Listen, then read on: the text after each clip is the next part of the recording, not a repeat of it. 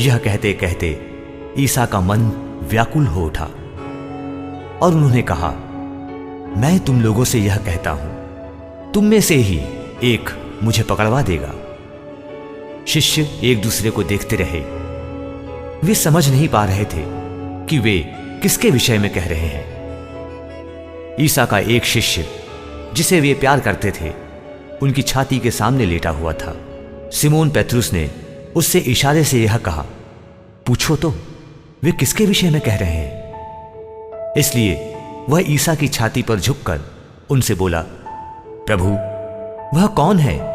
ईसा ने उत्तर दिया, मैं जिसे रोटी का टुकड़ा थाली में डुबो कर दूंगा वही है।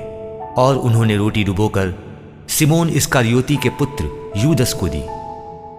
यूदस ने उसे ले लिया और शैतान उसमें घुस गया। तब ईसा ने उससे कहा, तुम्हें जो करना है वह जल्द ही करो। भोजन करने वालों में कोई नहीं समझ पाया कि ईसा ने उससे यह क्यों कहा। यूदस के पास थैली थी, इसलिए कुछ लोग यह समझते थे कि ईसा ने उससे यह कहा होगा कि हमें पर्व के लिए जो कुछ चाहिए वह खरीदना या गरीबों को कुछ दान देना। टुकड़ा लेकर यूदस तुरंत बाहर चला गया। उस समय रात हो चली थी। यूदस के चले जाने के बाद ईसा ने कहा, अब मानव पुत्र महिमान्वित हुआ और उसके द्वारा ईश्वर की महिमा प्रकट हुई। यदि उसके द्वारा ईश्वर की महिमा प्रकट हुई तो ईश्वर भी उसे अपने यहां महिमान्वित करेगा और वह शीघ्र ही उसे महिमान्वित करेगा। बच्चों, मैं और थोड़े ही समय तक तुम्हारे साथ हूं। तुम मुझे ढूंढोगे और मैंने यहूदियों से जो कहा था अब तुमसे भी वही कहता हूं। मैं जहां जा रहा हूं वहां तुम नहीं आ सकते।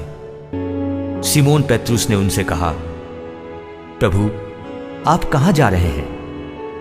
ईसा ने उसे उत्तर दिया, मैं जहां जा रहा हूं वहां तुम इस समय मेरे पीछे नहीं आ सकते, तुम वहां बाद में आओगे।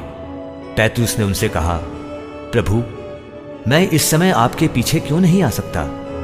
मैं आपके लिए अपने प्राण दे दूंगा।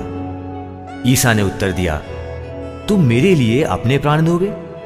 मैं तुमसे यह कहता हूं, मुर्गे के बाग देने से पहले ही तुम मुझे 3 बार अस्वीकार करोगे।